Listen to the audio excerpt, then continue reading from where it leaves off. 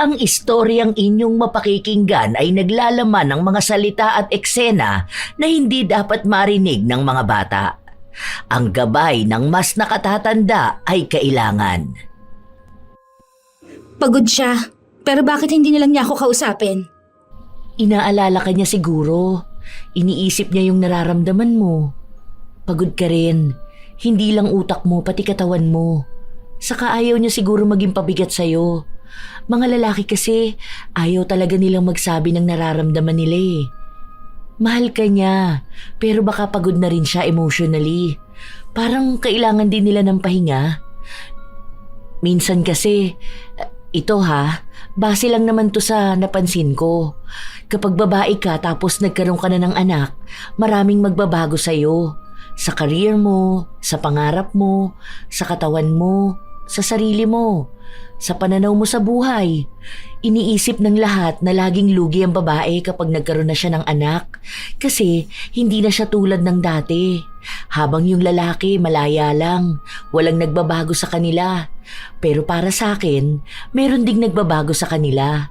Nagiging mas matured sila, ibig sabihin nun lumalalim din yung iniisip nila, yung responsibilidad nila, yung pressure. Kaya dapat hindi lang babae ang iniintindi, pati na rin yung lalaki. Pero hindi ko naman sinabi na hindi valid yung nararamdaman mo. Ang inaano ko, isipin mo rin kung bakit ganun ang asawa mo. Intindihin mo. Para naman din yun sa pagsasama ninyong dalawa. Sa ganung paraan, nagtatagal ang relasyon. Sa pag-unawa kahit parehas na kayong pagod. May mga taong manloloko na hindi agad nakikita. Nadadaan sa matatamis na salita at mga pag-aalaga na hindi mo pagdududahan. Pero bawat pagtatago at pagbibigay ng sakit sa iba, magdudulot ito ng malupit na hinanakit at matinding kapalit. Ano kaya ang kahahantungan ng lahat? Magiging payapa ba ang pagsasama o patuloy na magbabayad sa pagkakasalang ginawa? Sabi, wala ka pa rin bang boyfriend? Nakakagulat ka naman, te.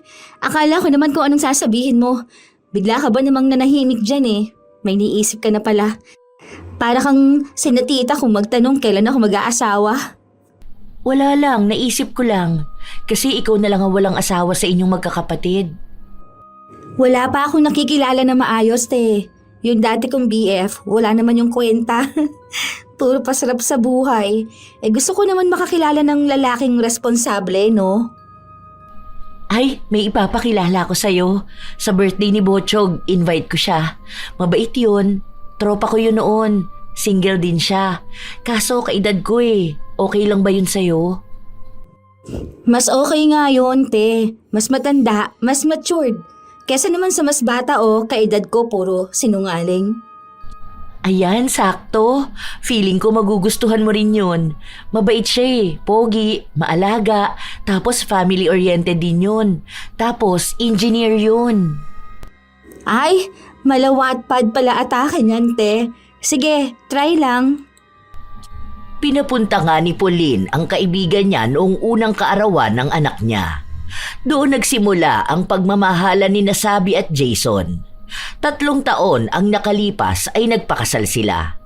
May sarili na rin silang bahay, pero magkatabi lang sa bahay ni Pauline. May lupa kasi si Sabi doon, at yun na lang ang naisipan nilang gamitin para magpatayo ng sarili nilang bahay. Ayaw rin kasing malayo ni Sabi sa mga magulang niyang nakatira lang sa kabilang bahay.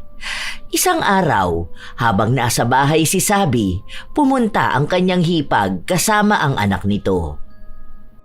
Ay, ang batsyong namin na yan. Ang cute naman yan Halika nga rito kay Tita Ganda.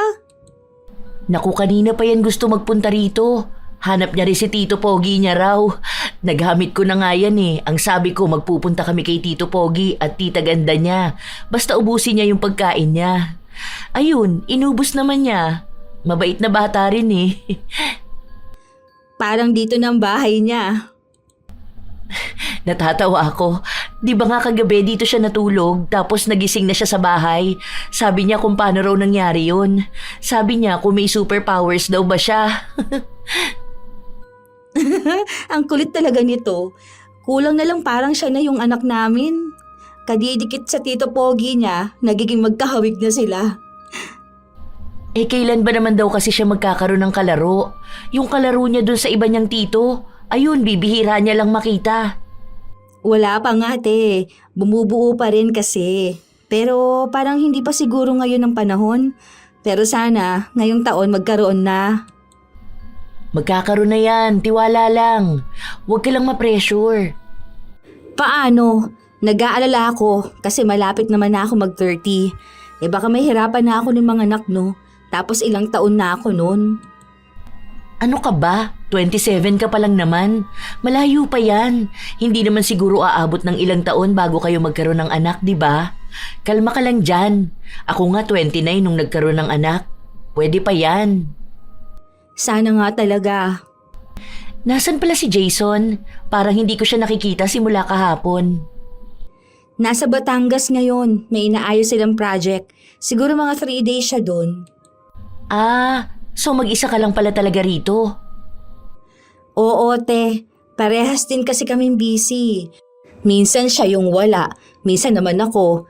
Tulad next week, nasa Vietnam naman ako. Kailangan kasi sa work ko. Kaya naman pala hindi kayo gaanong nakakabuo eh. Paano? Lagi naman kayong busy. Paano kaya kung mag-leave muna kayo sa mga work nyo? Tapos mag-honeymoon ulit kayo. Yung hindi kasi kayo stressed. Tapos magpatingin ka sa OB mo para alam mo paano kayo makakabuo.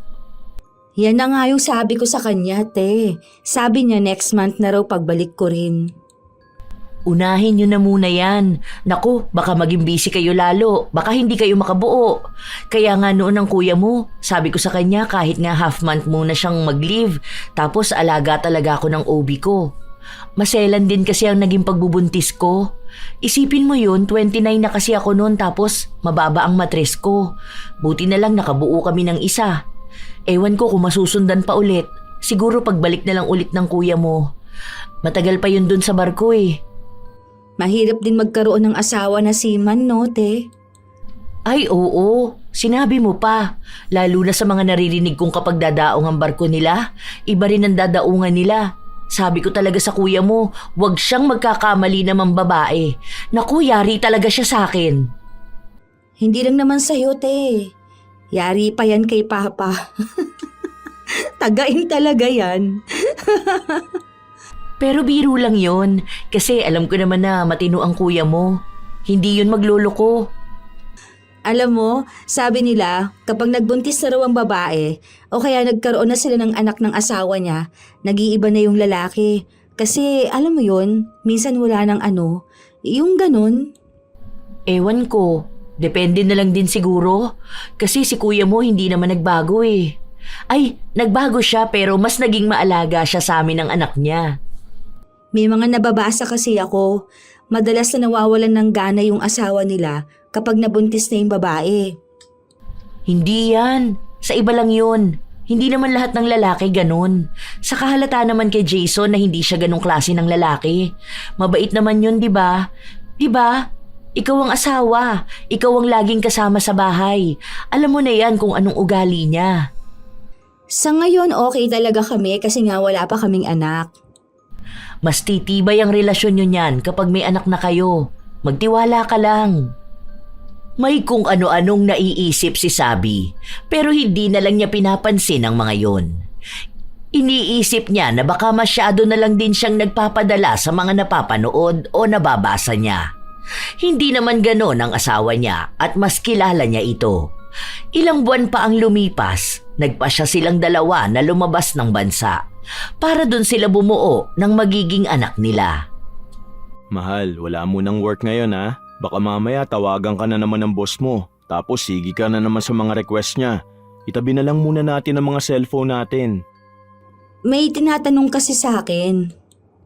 Hayaan mo na sila, kaya na nila yan.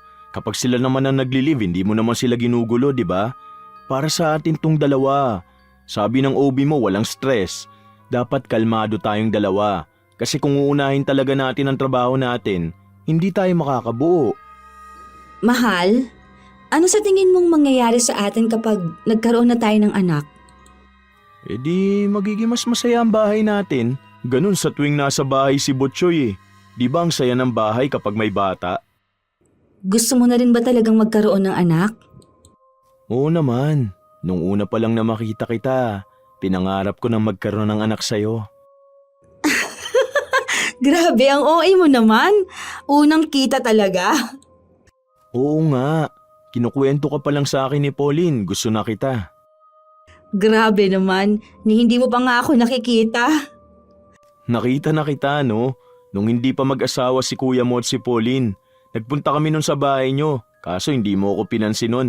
Tapos nahihiya rin ako kasi ang bata mo pa. Tapos nakakahiya rin nandun yung kuya mo. Ilang beses ko kayang kinukulit si Pauline na ireto ako sa'yo. Kaso galing ka raw sa breakup nun. Wag na muna raw kitang guluhin. Kaya nung nireto niya na ako, aba, hindi na ako nagpahuli. Ikaw na yung nakikita kong makasama sa future. Malamang ilalaban ko na talaga lahat. Kumbaga itataya ko na to, pati pato. So, anong nagustuhan mo sa akin? Lahat. Maganda lahat sa'yo. Minahal kita sa kung ano o sino ka. Hindi ko maipaliwanag eh. Basta alam ko lang sa sarili ko na mahal kita. Ang sabi kasi nila, kapag daw nagtagal na ang mag-asawa o kaya may anak na sila, nagbabago na ang pakikitungo ng isang lalaki. Yung iba nagiging better, yung iba naman nawawala na ng gana sa asawa nila. Doon na raw nagsisimula na magloko ang isang lalaki. Ginaya mo naman ako sa mga kumag na yun. Bakit naman ako maglolo ko sa babaeng mahal ko? Sa asawa ko o sa anak ko? Baliw na ako nun. Magpapasaksak na lang ako kung maglolo ko pa ako. Hindi mo ba alam na kayamanan sa aming mga seryosong lalaki kapag masaya at healthy ang pamilya namin? Salamat, mahal. Hindi ko maipapangako na magiging perpekto kung ama at asawa. Pero sisikapin kong maging mabuti. Naniniwala naman ako sa'yo. Naging masaya ang bawat gabi nila. Parehas nilang pinagsasaluhan ang kanilang pagmamahalan. Hanggang sa lumipas ang mga araw at linggo, dumating ang magandang balita na matagal na nilang inaasam. Buntis nga ako, mahal. Grabe, ito na yun. Iba pala sa pakiramdam. Grabe, thank you, Lord. Magkakaroon na tayo ng anak. Salamat naman. Sobrang saya ko ngayon. Parang nagiging motivation ko to para mas lalong pag-igihan ang ginagawa kong trabaho. Ngayon na magkakaroon na tayo ng anak, gusto kong mas lalong ibigay ang magandang buhay sa inyo. Wag na muna natin itong ipapaalam sa kanila, ha? Tayo na lang muna. Saka na natin to sabihin kapag mag-gender reveal na tayo. Grabe, sobrang saya ko. Baka ikaw pa makapagsabi sa kanila. Kilala kita, mahal. Nahihirapan ka magtago sa kanila lalo na kapag masaya ka. Hindi ko muna talaga sasabihin ito kahit na kanino. Promise talaga. Sinikap talaga ni Sabi na wala siyang ibang pagsasabihan na buntis siya. Masaya siya. Minsan nga ay muntikan pa siyang madulas habang kausap ang kanyang hipag. Pero naalala niya ang pangako sa kanyang asawa na hindi niya ito ipapaalam sa kahit na sino hanggat hindi pa dumarating ang tamang araw na napag-usapan nilang mag-asawa. Akala ni Sabi, ganun lang kadali ang pagbubuntis. Pero doon na siya unti-unting nakaramdam ng pagbabago sa kanyang katawan. Isang araw pa, pumunta sa bahay niya si Pauline. May dala pa itong ulam. Sobra kasi yung nailuto ko. Dalawa lang naman kami sa bahay ni Botchoy. Nagbigay na rin ako kina mama tapos naisip ko na dalhan ka na lang din dito. Salamat dito, te. Alam mo, feeling ko, parang nananaba ka. Ewan ko lang kasi parang nakalobo kasi yung pisngi mo. Dami ko kasing cravings sa itong mga nakaraan. Buntis ka, no? Hindi mo lang sinasabi sa amin? Ha? Bakit? Halata ba? Sabi ko na pansin ko yan nung nakaraan pa. Tapos parang lagi kang inaantok.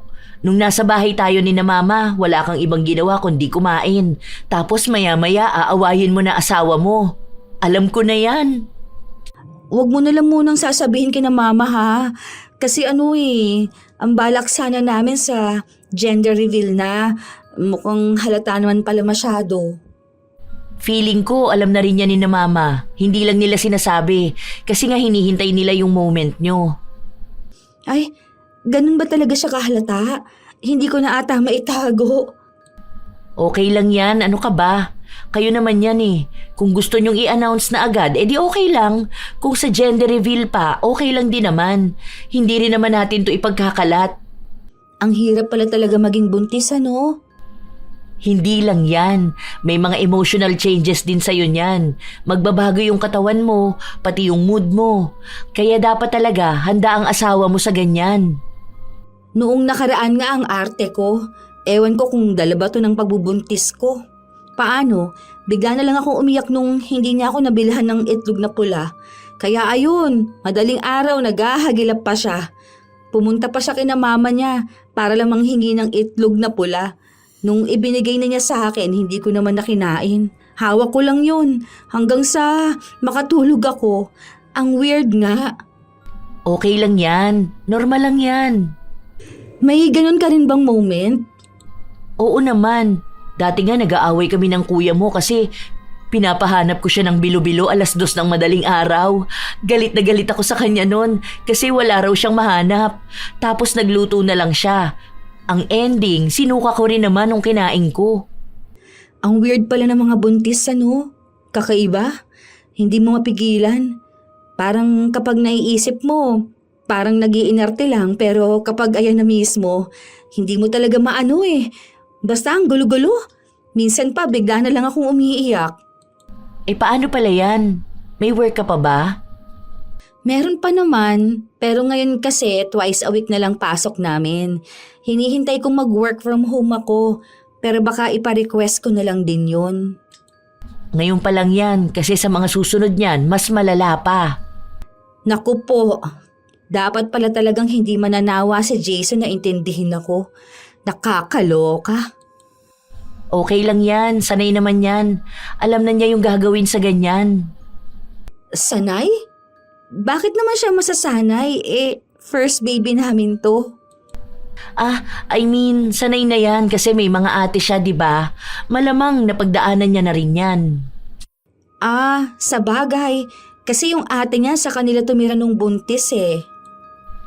Sige na, magpahinga ka na pala. Congrats ha, masaya ako para sa inyong dalawa.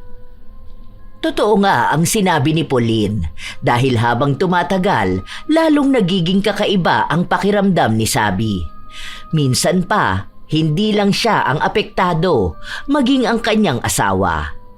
Isang gabi, magkasama silang dalawa, nanunood sila ng mga cute na aso nang bigla na lang umiyak si Sabi. Oh, bakit ka umiiyak? Anong meron? Ang cute kaya ng mga aso. May naalala ka ba? Bakit ang cute nila? Hindi ko rin alam. Basta naiiyak na lang ako. Nakakagulat ka naman. Halika nga rito. Hug mo na lang ako. Ayaw mo na ba sa akin? Ha? Anong pinagsasasabi mo? Siyempre naman, love na love pa rin kita. Kung love mo ako, bakit hindi ka umiiyak sa aso? Ha? Iiyak din ba dapat ako? Hindi mo na ako mahal. Ayaw mo na sa akin. Doon ka na. Oo na, sige na, ito na, iiyak na rin ako. Nakakaiyak naman yan. Bakit ba ang cute-cute na mga aso? Hindi naman ganyan umiyak. Wala kang luha eh. Umiyak ka. Ginawa na lang ni Jason ang lahat para may mailabas na luha ang mga mata niya. Matapos nun, bigla na lang ding nakatulog ang kanyang asawa.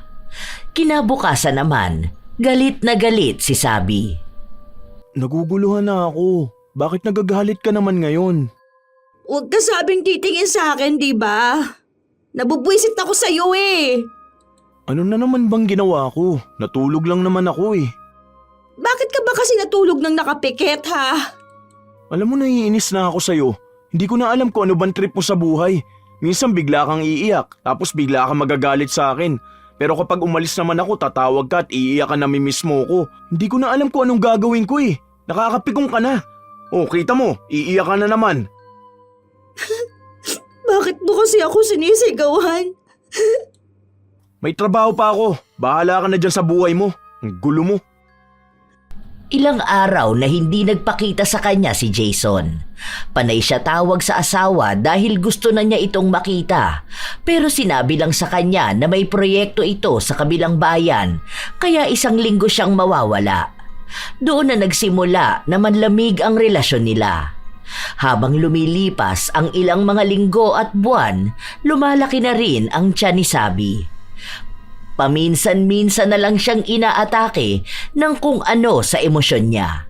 Pero nagagawa na niya yung pigilan. Dahil sa pagbubuntis niya, nawawala-wala na ang asawa niya. Hindi na ito katulad noon. Hanggang sa nanganak siya, parang wala lang si Jason. Nagpapakita ito pero hindi niya ramdam ang emosyon. Mahal, pasuyo naman ako. Pakuha naman ako ng inumin. Hindi ako makagalaw kasi baka magising si baby. Kaya mo na yan. Alam mo naman nakahiga na ako eh. Aabutin mo lang naman kasi mas malapit ka. Wag na, matutulog na ako. Itulog mo na lang din yan. Ganon sila madalas. Malaki ang naging pagbabago kay Jason simula nung nagkaroon sila ng anak. Hindi nito napanindigan ang ipinangako niya. Kahit na naroon siya, madalas na pakiramdam ni Sabi ay mag-isa lang siya. Dahil yun din naman ang unang beses niyang naging ina, pakiramdam niya ay hindi niya kakayanin. Hindi na niya alam kung paano pa siya magpapatuloy sa buhay niya. May kasama na ring awa sa kanilang anak. Isang araw, bumisita si Pauline sa kanyang hipag. Nagdala pa ito ng pagkain niya. Puyat na puyat ka. Halika nga, tulungan na kita mag-alaga dyan sa anak mo. Ako na lang ang magpapatulog. Ikaw, magpahinga ka na. Ang lalim ng mga mata mo. Ganito ba talaga maging inate? Hindi ko pala to kaya. Ang hirap. Mahirap lang yan ngayon kasi maliit pa ang anak nyo. Nag-a-adjust din ang katawan at emosyon mo. Mahirap pero masaya maging ina. Hayaan mo, tutulungan ka naman namin. Mag-chat ka naman kasi sa amin kung kailangan mo ng tulong. Andyan lang sina mama oh. Galing nga dito si mama. Kaso nahihiya naman ako sa kanila. May asawa na ako tapos sa kanila pa rin ba ako aasa? Maiintindihan ka naman nila, ano ka ba? Alam ni mama yan kung gaano kahirap maging first time mom. Naranasan na rin niya yun. Ang hirap, te. Huwag mo na lang to sasabihin sa iba ha. Kasi feeling ko iba na sa akin si Jason. Anong iba? Bakit? Nagtatalo ba kayo palagi? Kasi alam mo yung parang andyan siya pero wala siya. Yung magkatabi kaming natutulog pero wala siyang pakialam sa akin. Tapos kapag umiiyak ako, ni hindi man lang niya ako pinapatahan. Feeling ko talaga hindi na niya ako mahal eh. Ito na siguro yung sinasabi nilang malaking pagbabago sa isang lalaki at sa isang babae kapag nagkaroon na ng anak. Kasi hindi lang sa asawa pati sa sarili nagkakaproblema. Baka hindi na niya ako mahal dahil nga sa may anak na kami. O dahil ba sa katawan ko, sa itsura ko, o dahil hindi ko na naibibigay yung kailangan niya. Ewan ko, te. Ang gulo. Ang hirap. Baka naman kasi pagod din siya. Alam mo, dapat iintindihin din natin ang mga asawa natin. Malamang nape-pressure din siya bilang lalaki. Malamang siya ang bubuhay ng pamilya niyo Sa kanya manggagaling yung kung anong mangyayari sa future niyo. Hindi na lang kasi ikaw yung iintindihin niya May bata na. May pangangailangan na kayong dalawa. Kaya nape-pressure siya sa kung anong gagawin niya. Lalaki sila pero tao rin naman sila. Valid naman din siguro yung nararamdaman nilang pagod, di ba? Pagod siya. Pero bakit hindi lang niya ako kausapin? Inaalala ka rin niya siguro. Iniisip niya yung nararamdaman mo. Pagod ka rin. Hindi lang utak mo, pati katawan mo. Saka ayaw niya siguro maging pabigat sa'yo. Mga lalaki kasi ayaw talaga nilang magsabi ng nararamdaman nila Mahal ka niya, pero baka pagod na rin siya emotionally. Parang kailangan din nila ng pahinga. Minsan kasi, ito base lang naman to sa napansin ko. Kapag babae ka tapos nagkaroon ka ng anak, maraming magbabago sa'yo. Sa career mo, sa pangarap mo, sa katawan mo, sa sarili mo, sa pananaw mo sa buhay. Iniisip ng lahat na laging lugi ang babae kapag nagkaroon na siya ng anak. Kasi hindi na siya tulad dati. Habang yung lalaki malaya lang, walang nagbabago sa kanila. Pero para sa akin, meron ding nagbabago sa kanila. Nagiging mas matured sila. Ibig sabihin nun, lumalalim din yung iniisip nila. Yung responsibilidad nila, yung pressure. Kaya dapat hindi lang babae ang iniintindi, pati na rin yung lalaki. Pero hindi ko naman sinabi na hindi valid yung nararamdaman mo. Ang inaano ko, isipin mo rin kung bakit ganun ang asawa mo. Intindihin mo. Para naman din yun sa pagsasama ninyong dalawa. Sa ganung paraan, nagtatagal ang relasyon. Sa pag-unawa, kahit parehas na kayong pagod. Buti na lang talaga teng nandito ka. Hindi ko talaga alam kung kanino ko to sasabihin. Okay lang yan. Makakapag-adjust ka rin. Ang losyang ko nakita mo, yung buhok ko hindi ko na masuklay. Lagi akong puyat, kaya ang itim na lang ilalim ng mata ko. Naiinggit naman ako sa'yo. Sobrang fresh mo talaga, tapos laging ang ganda mo. Malaki na kasi ang anak ko kaya nakakapag-ayos na ako. Kapag lumaki naman na rin yung anak mo, babalik ka na rin sa dati mong ganda, no? Huwag ka lang pakastress masyado. Sinubukan na lang ni Sabi na intindihin ang kanyang asawa. Pero palala ng palala ang paglayo ng damdamin nito sa kanya. Kung noong wala pa silang anak ay maalaga ito sa kanya, ngayon kahit pagkain ay hindi na siya inaalok. Kapag nanghihingi siya ng pabor, palagi na lang may dahilan. Mas gusto pa nga ni Jason na nasa trabaho siya kaysa nasa bahay nila. Si Sabi na ang gumagawa ng paraan para lang manumbalik ang relasyon nila, pero walang nangyayari. Hanggang sa isang araw, bigla na lang siyang kinutuban. Kauuwi lang din ni Jason galing sa isang linggo niyang trabaho sa malayo. Bakit ngayon ka lang? Di ba dapat kagabi ka pa nakauwi? Nag-hotel ako. Hindi ko na kaya mag-drive pa uwi. Hindi mo na kaya? Baka may iba kang kinita. Bahala ka dyan. Huwag mo kong kausapin kung puro ka na lang ganyan. Paniwalaan mo na lang kung anong gusto mong paniwalaan. So, paniniwalaan ko na lang na may babae ka? Oo, di ba yun din naman ang gusto mo?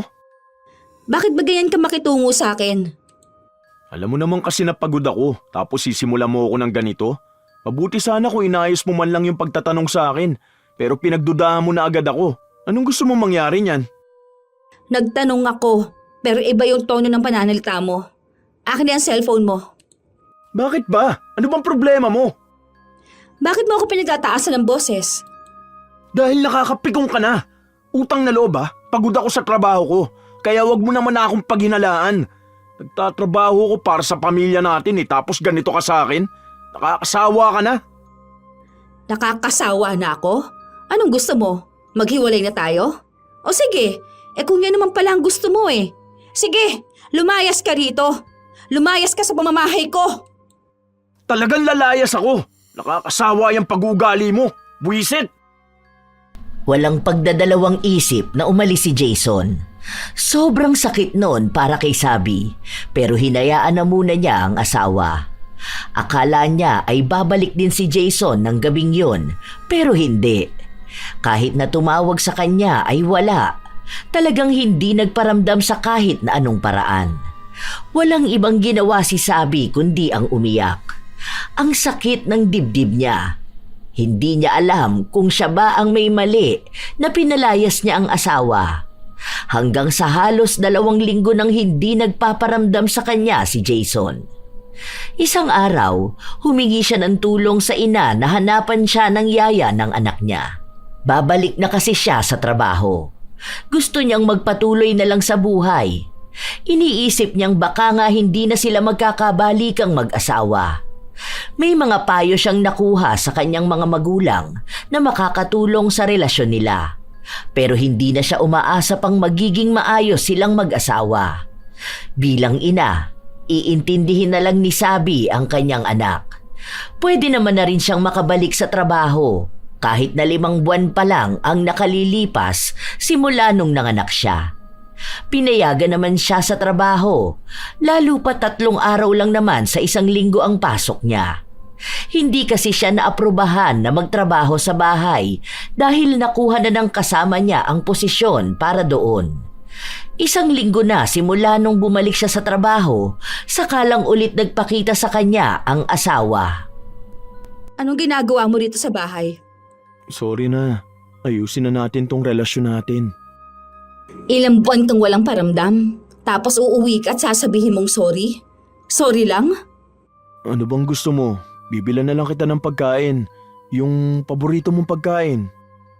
Nagpapatawa ka ba? Tingin mo ba hindi ko yan kayang bilhin? Lahat ng kailangan ko at kailangan ng anak ko, mabibili ko. Intindihin mo naman ako. Napagod ako. Na-pressure ako. Ah, yun ang paraan mo para magpahinga. Yung takbuhan ng responsibilidad mo.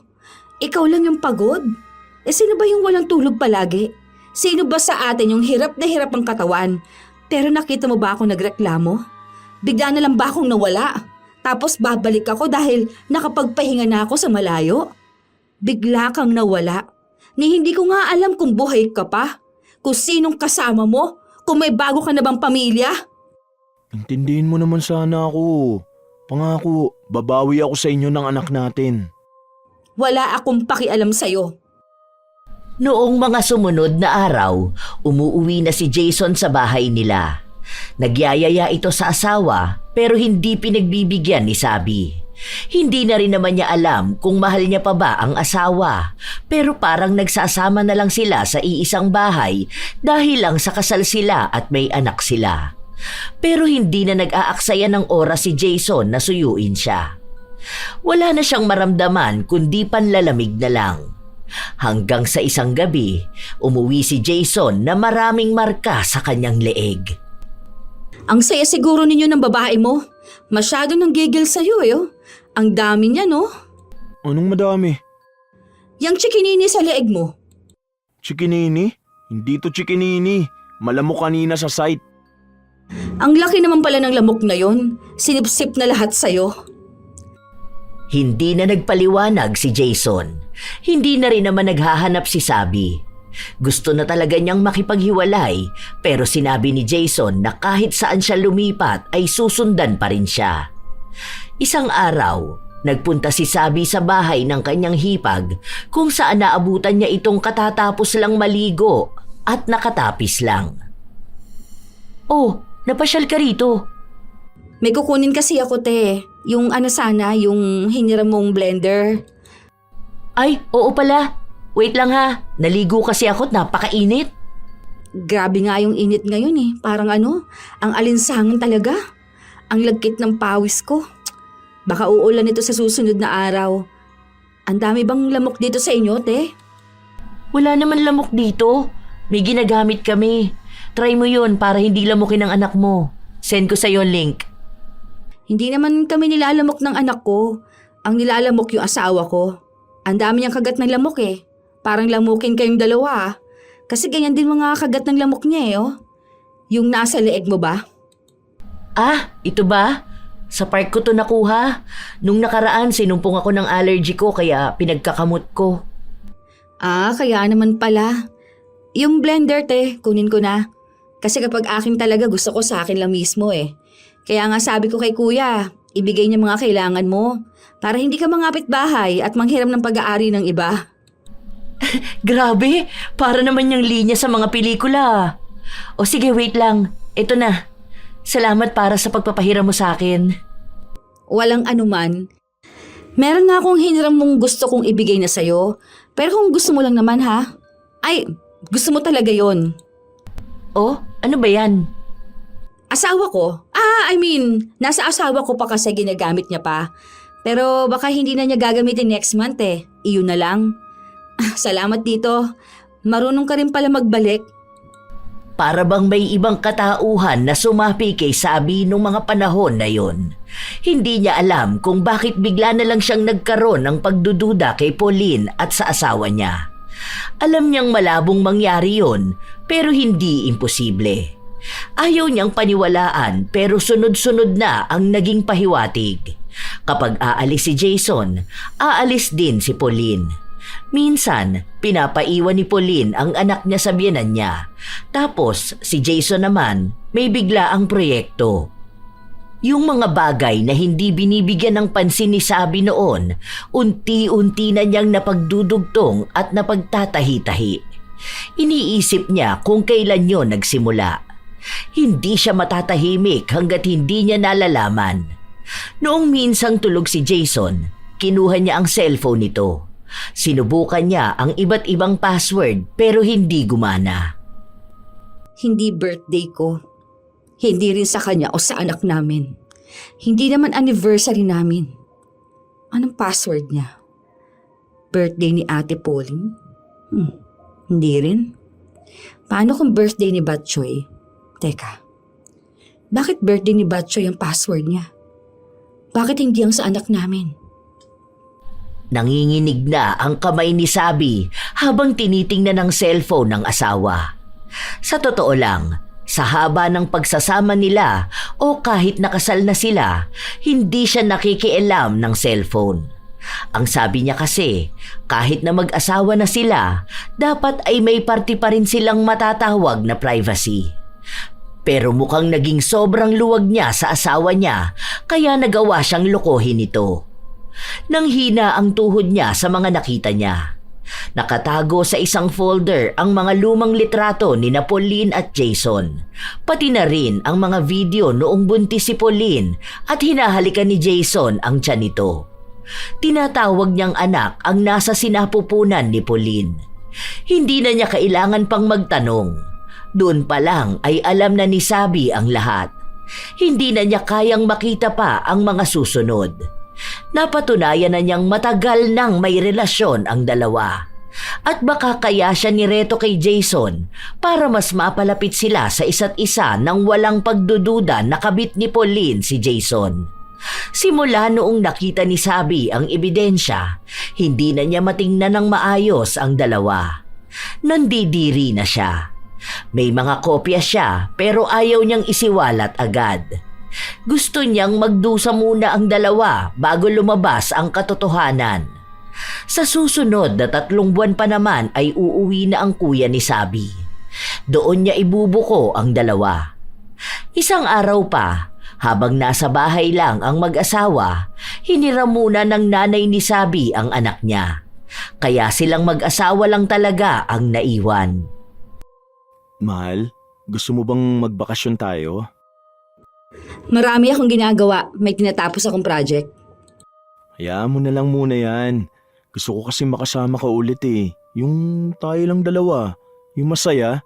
Hindi yung panay na lang tayo away. Sige na. Hindi mo ba nakikita may ginagawa ako? Bakit ba akong kinukulit mo? May regla ba yung babae mo kaya hindi ka makaisa? Ano bang pinagsasasabi mo? Wala akong ibang babae. Okay, sabi mo eh. Alam mo, kung takot ka sa sarili mong multo, wag mo naman sana ako idamay. Kasal tayo. May sinumpaan tayo. Ibang sumpa yung gusto kong sabihin. Ayusin natin to. Gusto kong bumalik tayo sa dati.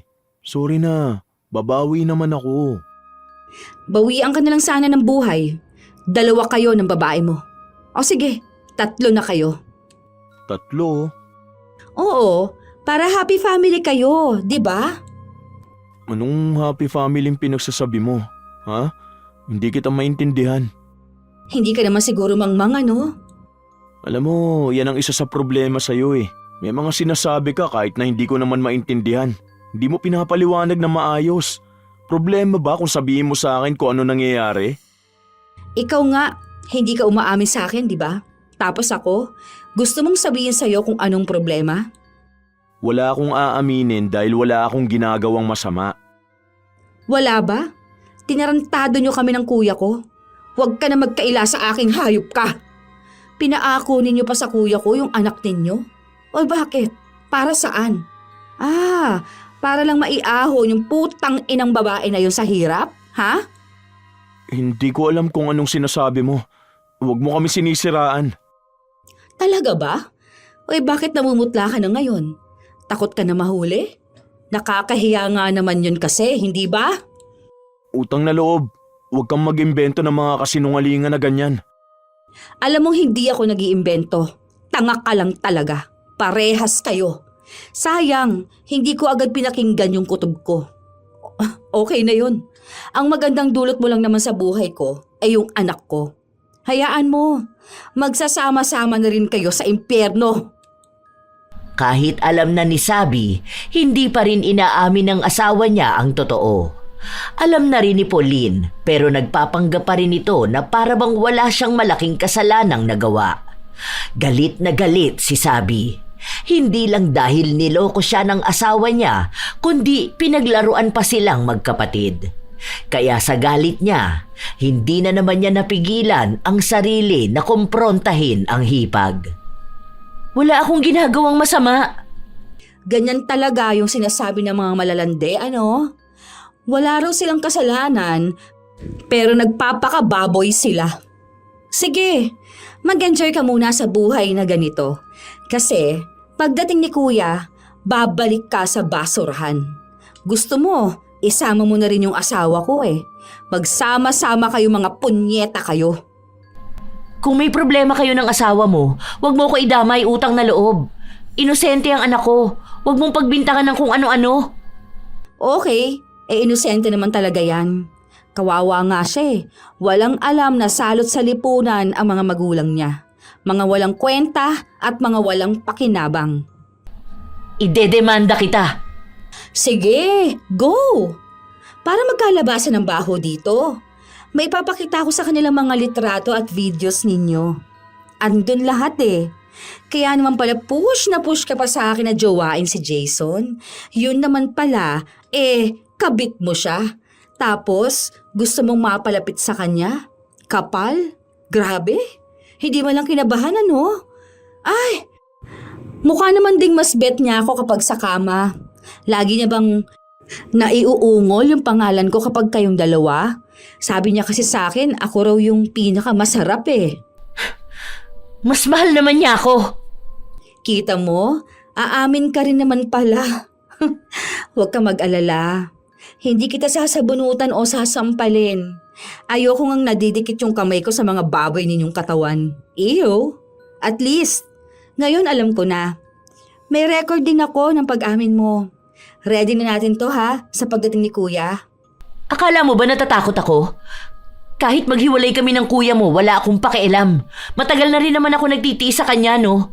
Si Jason naman talaga dapat ang mahal ko. Makulit lang siya. Ang tanga mo rin naman kasi. Dalawa kayo ng kuya mo, ang tanga. Isipin mo yun, nagpadala ka sa paglalandi ni Jason. Hindi ko naman tinanggi na naging tanga ako sa part na yon. Pero at least, di ba? Hindi naman ako katulad mong maruming babae.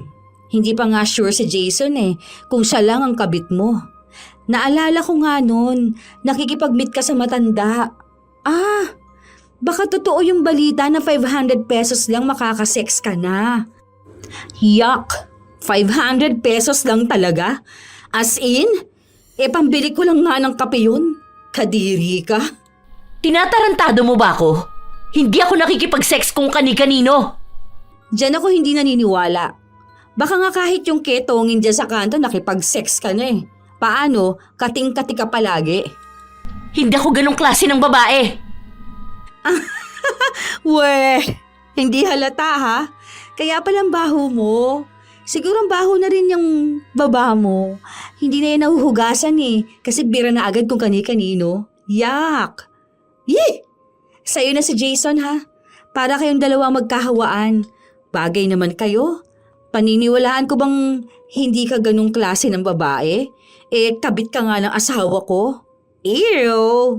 Yeah! Kawawa naman si Batchoy. Ang bait na bata pa naman. Tapos paglaki niya, malalaman niya gaano kalandi yung mga magulang niya. Hay! Buti na lang yung anak ko maayos. Kahit wala siyang tatay, okay lang. At least, hindi ko pinaako sa iba. Kung ako si Batchoy, paglaki ko, susumpa ko talaga kayo. Ay, bakit ba ako nag-aaksaya ng laway dito? Makaalis na nga. Sa mga araw na lumipas, nagiging matapang si Pauline. Minsan, siya na ang sumusugod kay Sabi, lalo na kapag nagsasalita ito ng kung ano-anong masasakit. Hindi na rin gaanong umuuwi si Jason sa bahay nila. Andoon siya sa kabilang bahay na pinatayo rin nilang mag-asawa. Ilang araw pa ang lumipas, umusbong ang usapin tungkol kina Pauline at Jason. May nakakita raw sa kanila na lumabas ng hotel. Noong una, si Sabi ang pinagbibintangan nilang nagpakalat ng balita. Balak pa nilang magkaso pero hindi nila tinuloy dahil takot sila sa mga hawak na ebidensya ni Sabi. Sumunod namang naging tsismis sa lugar nila na hindi raw anak ni Jason ang anak ni Sabi. May lalaki raw ito at pinapaako lang sa kanya. Doon na nanggigil lang sobra si Sabi. Sagad na siya. Umabot na siya sa sukdulan na naisipan na niyang ipakulam ang dalawa. Sige na, ituloy mo na yan. Gusto ko yung sobrang paghihirap nila. Yung malala, yung maging sila, magmamakaawa na lang na patayin sila.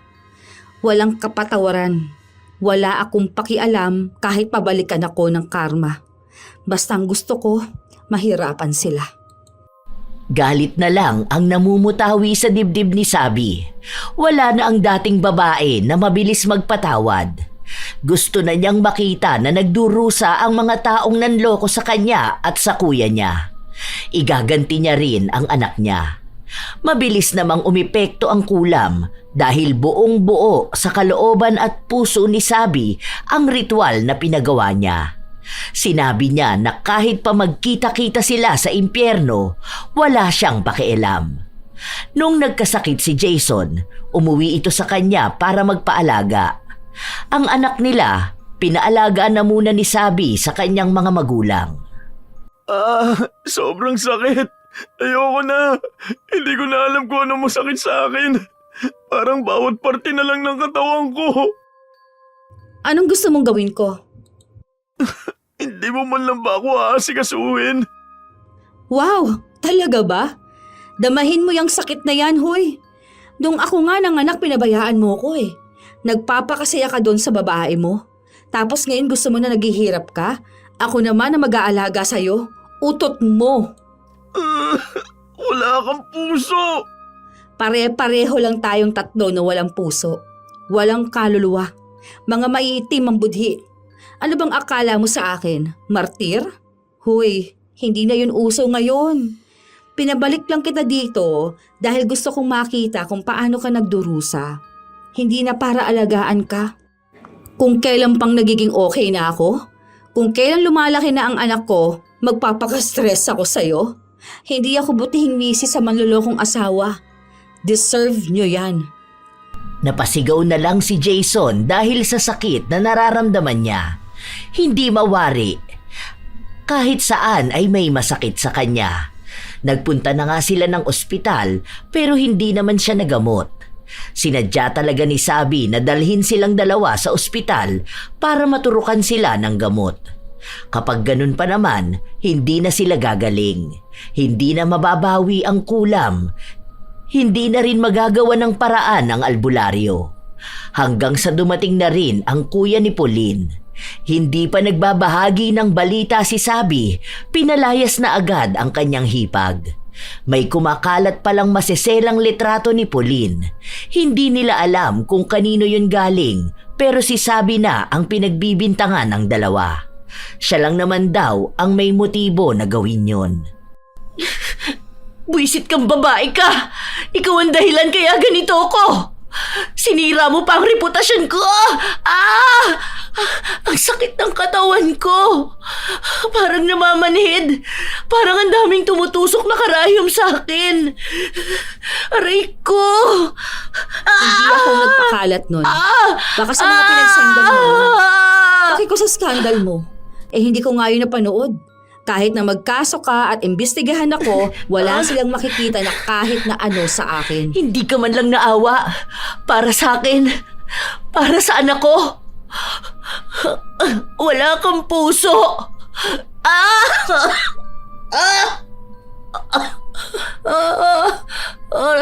Sobrang sakit. Ayoko na. Parehas kayo na sa buhay ni Jason, ha?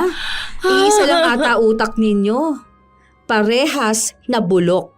Ay, ang saya naman makita na hirap kayo. What if magkasama na lang kayo sa iisang bahay, ano? Tapos ganito na lang. Magsama na lang kayo na para mag-asawa. May isa pa kaming bahay doon. Doon na lang kayo. Di ba?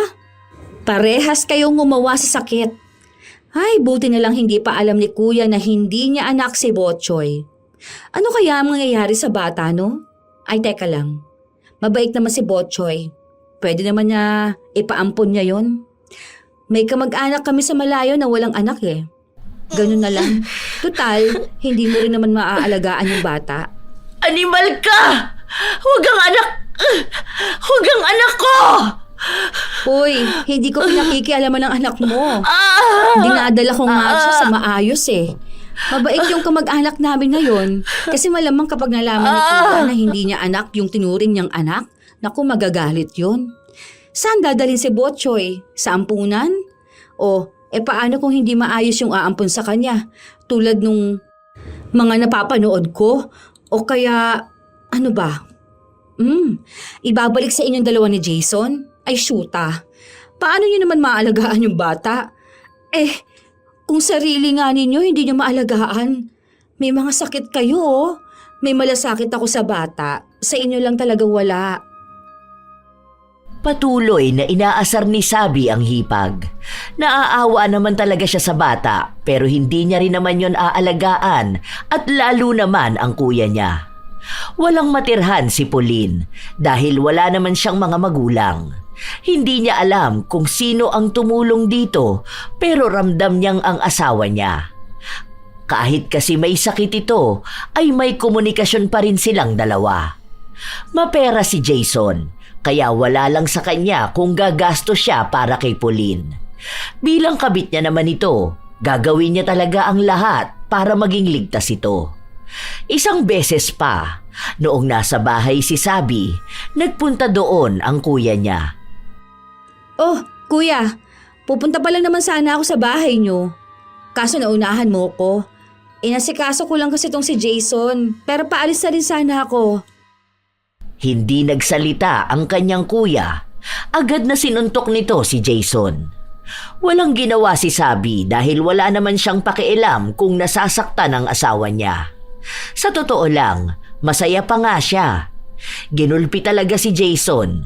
Ang daming dugo ng mukha niya. May mga pasa din siya. Tumigil lang ang kuya ni Sabi noong si Jason na mismo ang nagmamakaawa. Hindi rin ito nagsalita at agad na ring umalis.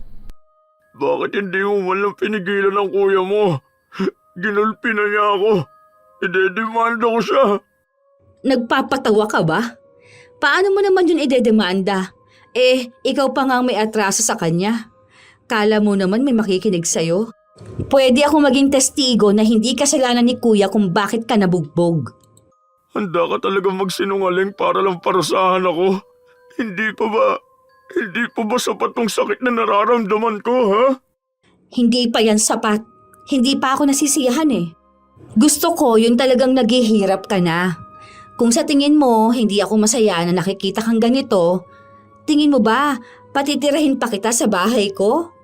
Bahay ko rin naman to. Ang sakit na naman ng katawan ko. Hindi mo man lang ba ako gagamutin? Ginamot naman ni Sabi ang sugat ng asawa. Pero halata naman na wala siyang pakialam dahil basta na lang niya binuhusan ng alkohol ang mga sugat ni Jason. Hindi ba pwedeng dandahanin mo naman? Ang sabi mo gamutin ko lang, hindi ba? Wag mong diinan.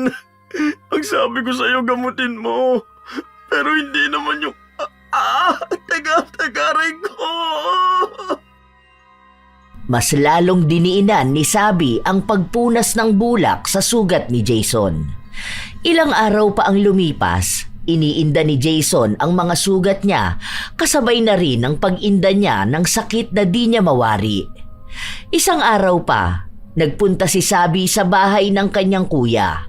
Nakita niyang naroon si Pauline. pero mukhang hindi na maayos ang samahan nilang dalawa.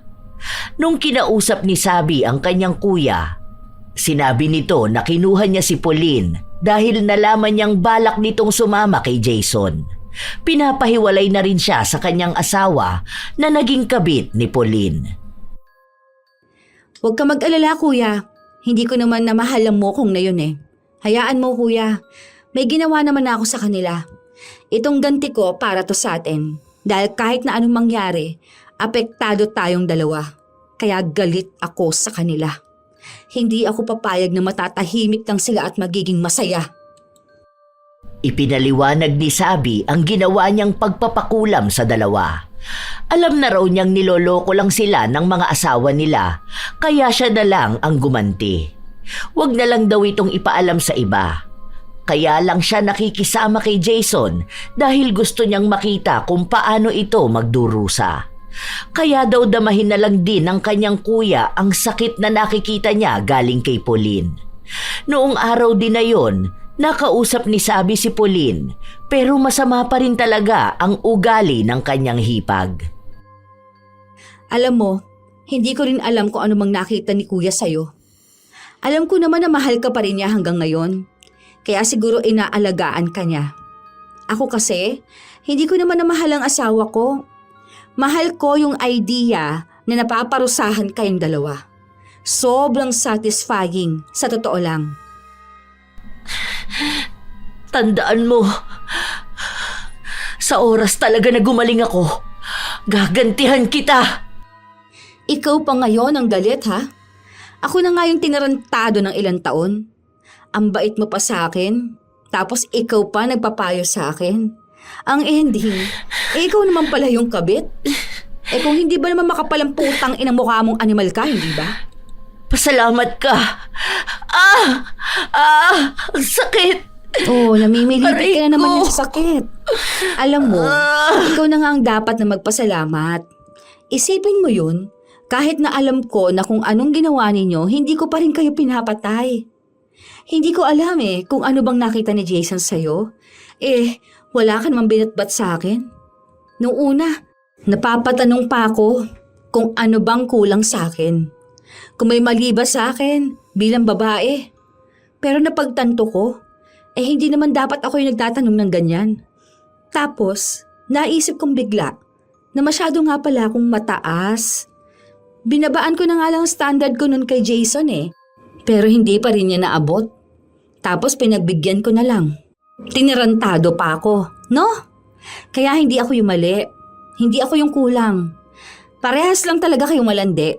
Parehas kasi kayong talunan. Hindi kayo makapantay sa amin ng kuya ko Ganon siguro talaga mga niloloko. Hindi sila humahanap ng mas mataas sa asawa nila. Naghahanap sila ng pinakamababang babae na papatol sa kanila. Mas nauna naman ako sa kanya.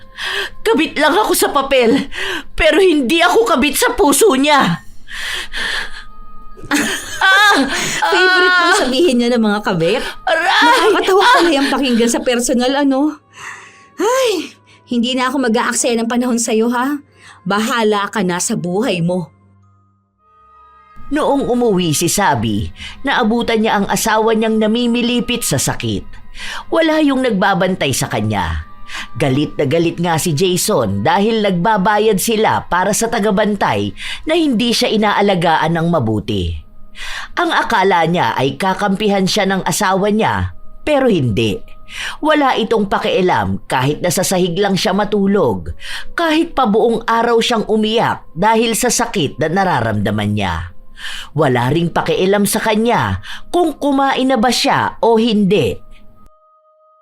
Bakit mo ba ito ginagawa? Alam ko naman na nagkasala ako. Wala na ba akong karapatang magbago? Hindi ka kasi naniniwala sa akin. Paano ako maniniwala sa'yo kung alam ko na kung anong pinaggagawa mo? Hindi mo ako minahal. Tapos sasabihin mong magbabago ka? Para kanino ka naman magbabago? Para sa anak ba natin? Aba, hindi ikaw ang tatay nun. Binuo mo yun sa akin pero hindi kita ipapakilala sa anak ko na ikaw ang tatay niya. Ni hindi ka man lang nahiya sa Diyos. Humarap tayo sa kanya para manumpa na magsasama tayo sa hirap at ginawa. Ako pa pala ngayon ang mahihiya ah. Sino bang humarap sa Diyos at nangakong mamahalin ng isang babaeng hindi naman niya mahal? Isa pa, hindi ka malang nahiya sa sarili mo? Sa'yo pa talaga galing yan? Sinuway mo nga ang isa sa 10 utos niya. Kilabutan ka naman, kabahan ka naman dyan. Hindi mo naman pala ako mahal. Bakit hindi mo pa ako iwan? Pinapalayas na talaga kita. Ikaw ang bumabalik dito sa bahay. Dahil bahay natin to. Kita mo na? Alam nga naman ako ang umalis sa lupa ko. Lupa to na ibinigay ng mama ko.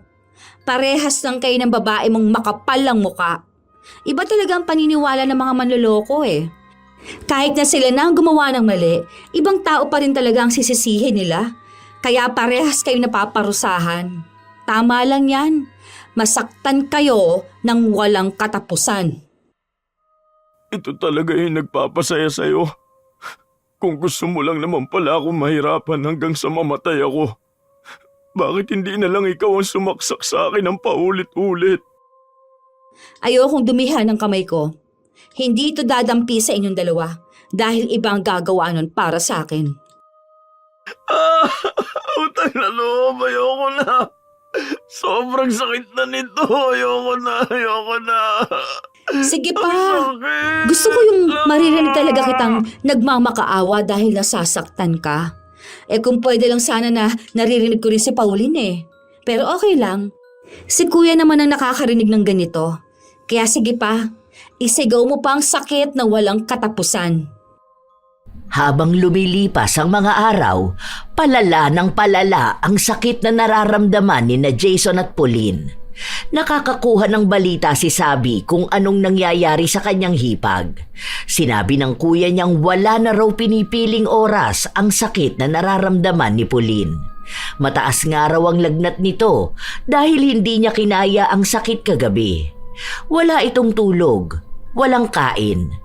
Talagang purong pagdurusa lang. Ganon mismo ang kay Jason. Kaya tuwang-tuwa si Sabi.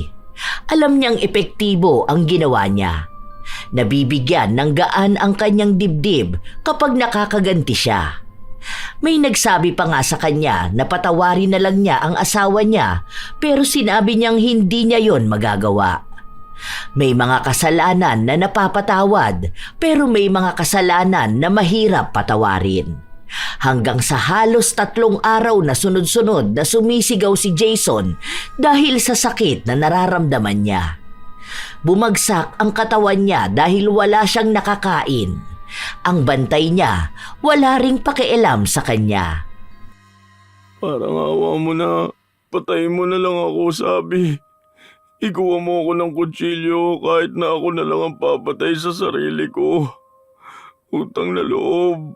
Huwag ko lang maranasan tong paulit-ulit na sakit. Hindi ka pa pwede mamatay. Inaayos pa ni Lucifer ang kwarto mo. May pa-red carpet ka pa naman bago pumasok sa impyerno. Ayoko na. Parang awa mo na. Hindi pwedeng ayaw mo na. Noong masaya ka, na niloloko kami. Hindi nyo naman naisip, di ba, na ayaw nyo na? Parang hindi na ikaw yung babaeng pinakasalan ko. Maunawain ka. Mabait. Mapagpatawad. Kaya parang awa mo na.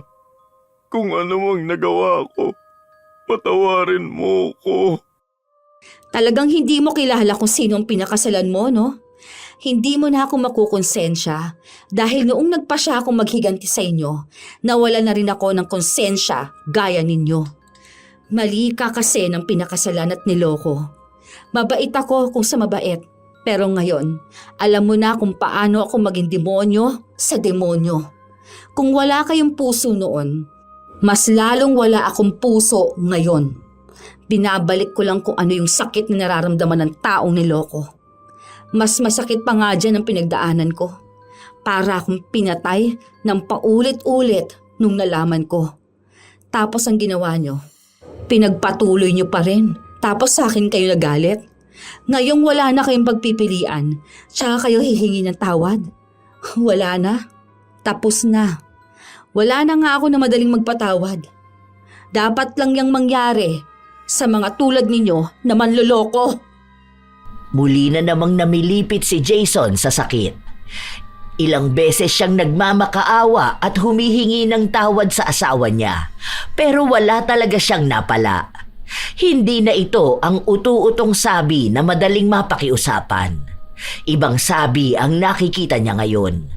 Ganon din ang akala ni Pauline. Akala niya ay mapapatawad siya ni Sabi. Noong dumalaw kasi si Sabi sa bahay ng kanyang kuya, kinausap siya ng hipag. Ano ba yan? Pinag-isipan nyo ni Jason? Iisa ata ang script na gamit nyo, no? Kasi parehas kayo nagmamakaawa at humihingi ng tawad eh. Totoo na talaga to. Gusto ko na rin makabawi sa kuya mo. Miss na miss ko na rin ang anak ko eh. Gusto ko na ulit magkaroon ng masayang pamilya. Masayang pamilya? Oh, hindi naman anak ni kuya yung anak ninyo ni Jason. Mabait si kuya, kaya hindi niya magantihan yung bata. Tapos pamahal na rin siya. Hayaan mo na yan. Para naman maipakita ko kay kuya na talagang nakakaganti na siya. Kahit wala siyang ginawa. Walang kapatawaran to eh. Ginago niyo ko. Kami ni kuya. Maniwala ka man sa akin o hindi. Mahal ka ng asawa mo. Doon ako sa hindi ako naniniwala. Kaya wag mo na akong anuhin. Hindi mo na ako mauutot eh. Hindi ko na yan pakikinggan, no? Nireto mo sa akin yung kabit mo. Angas mo dun. Husay. O tapos kayo hihingi ka ng tawad. Kapag nakakita ka na lang ng kulay orange na uwak, magpapatawad talaga ako. Totoo ang sinasabi ko. Hindi lang masabi sa'yo ng asawa mo. Kaya makinig ka na lang. Magkapatawaran na tayo. Balik tayo sa kung ano tayo noon.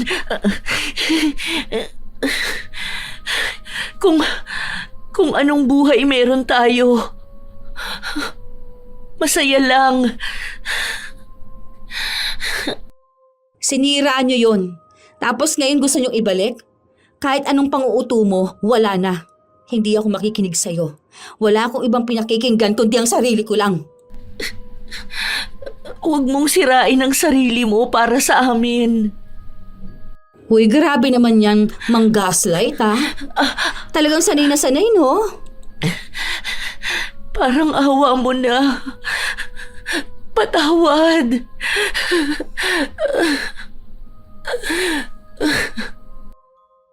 Kahit hirap na si Pauline, lumuhod siya sa harapan ni Sabi. Halos handa na rin itong halikan siya sa paa, basta hilingin lang ito ni Sabi. Iniisip niya na yon ang paraan para magpatawad ang hipag, para lang maging malaya na rin sila sa sakit na nararamdaman nila. Pero walang ni katiting na awa o konsensya na nararamdaman si Sabi. Dahil sa tuwing titingnan siya sa mata ni Pauline, wala siyang nakikitang sinseridad. Sa halip, para bang minamaliit pa ang galit niya at inaakala na ganun lang siya kadaling magpatawad at mauto.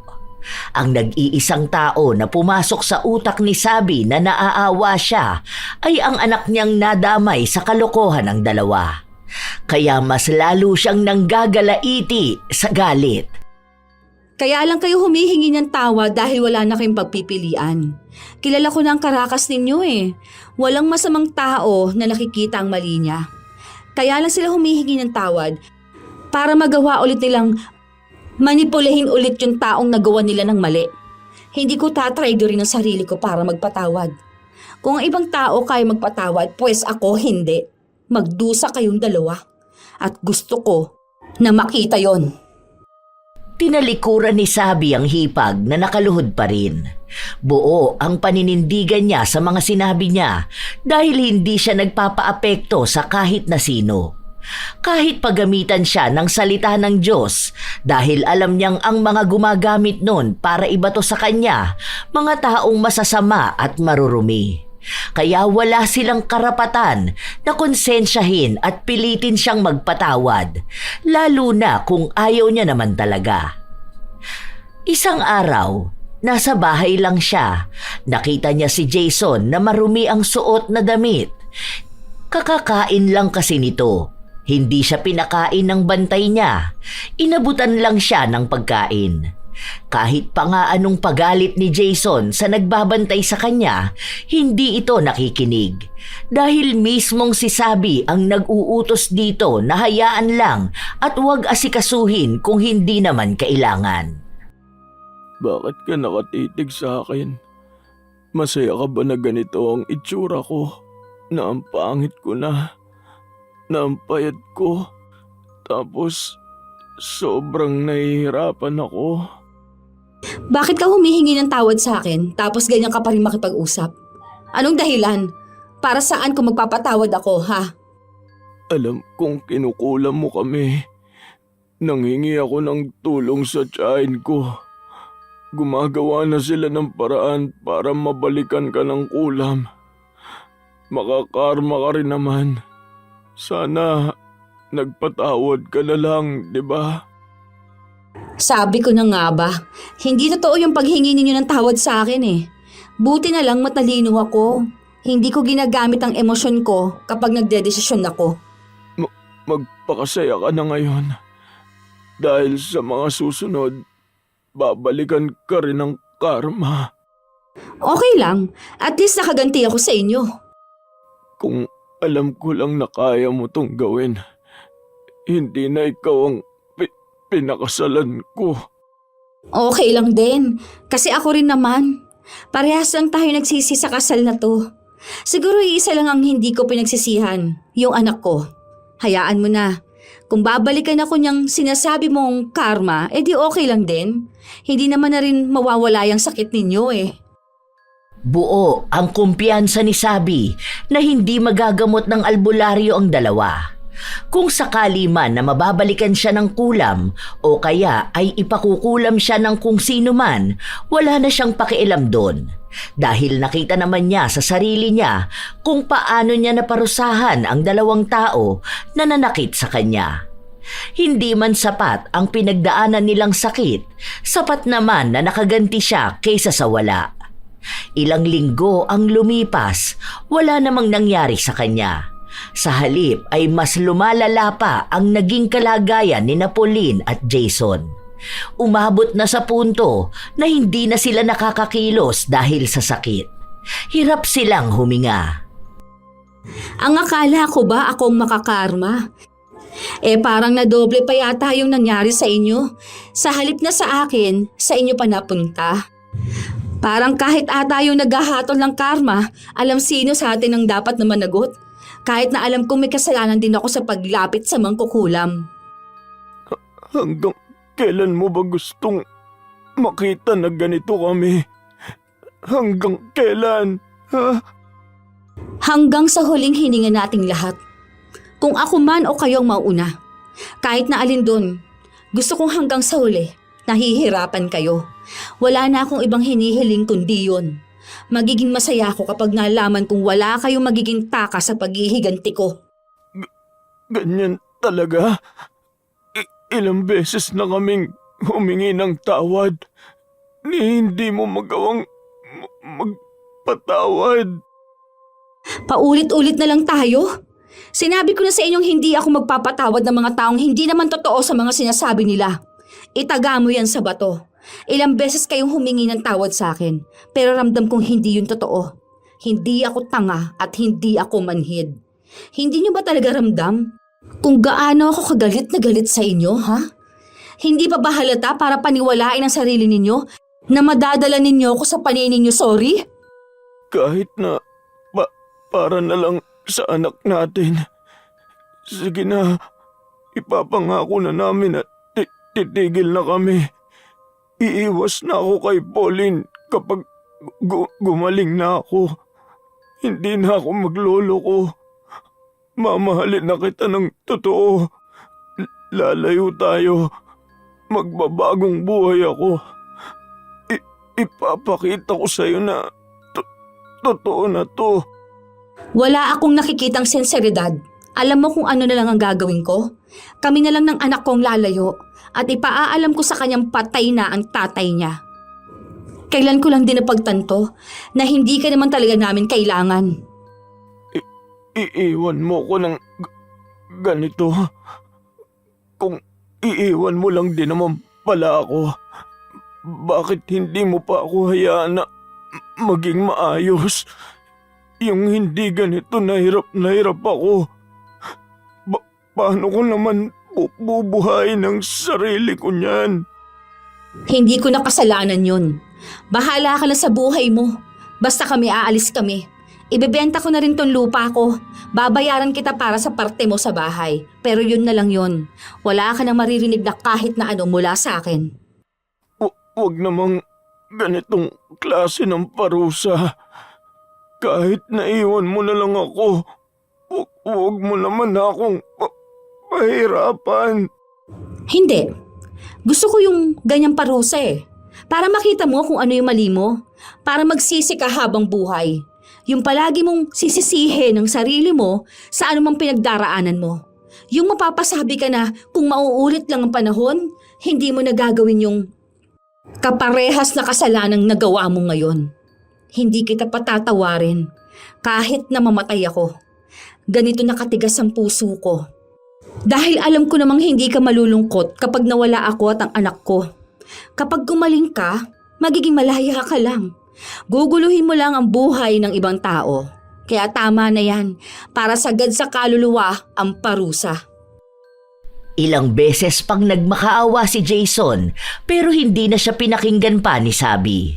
Buo na ang loob niyang iiwan ang asawa at titira sila ng anak niya sa ibang lugar kung saan hindi sila madaling makikita ni Jason, maging kahit pa sinong kamag-anak nito. Umalis nga si Abby, kasunod naman nun ang pagbebenta ng bahay nila. Malaking pera ang ibinigay niya kay Jason pero hindi naman makakilo si Jason kaya wala ring halaga ang pera. Tumira ito sa lansangan ayon sa mga nagbalita kay Sabi. May kamag-anak naman daw na kumuha kay Jason pero nung naubos na ang pera niya ay pinabayaan na lang din siya nito. Patuloy pa rin ang sakit na nararamdaman niya. Hindi na siya gumaling pa. Si Pauline naman, kasama pa rin ng kuya ni Sabi dahil mahal talaga ito ng kuya niya. Pero hindi na rin ito gumaling sa sakit niya. Hinihintay na lang ni Sabi na manawa ang kuya niya para iwan niya si Pauline. Dahil kung ano dapat ang nangyayari kay Jason, yun din ang mangyayari sa kabit nito. Kahit naman sabihin niyang hindi na ganun makitungo ang kuya niya kay Pauline, naglaan pa rin naman ito ng oras at pera para maalagaan ito. Pero labas na si Sabi sa desisyon ng kapatid. Ang alam niya lang, paninindigan niyang tama ang kanya. Palalakihin niya ang anak niya ng mag-isa at hihintayin na dumating ang panahon na maghilom siya. Baka sa pagkakataon na yon ay makapagpatawad na siya. Hindi naman talaga ganon kadali masabi na magpatawad ang isang tao kapag labis siyang nasaktan. Iba-iba naman ang desisyon ng bawat isa sa kanilang buhay. Dahil may mga sugat na hindi agad nagagamot ng panahon. Dahil minsan, bumabalik sa kanila ito ng mas masakit pa. Hindi rin naman obligadong magpatawad ang taong nasaktan dahil hindi lahat ng pagkakamali ay kayang tumbasan ng salitang patawad. Lalo na kung tungkol ito sa pagtataksil. Lalo na may mga asawang taksil na hindi marunong umako ng sariling pagkakamali. Humihingi ng tawad na hindi naman galing sa puso. Hindi kasalanan ng niloko kung bakit nagloko ang asawa.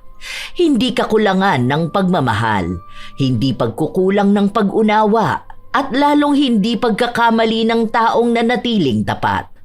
Ang pagtataksil ay desisyon, hindi aksidente, hindi tukso, hindi pagkukulang ng iba. At kung may mga taong pinipiling manatili, may mga taong pinipiling umalis.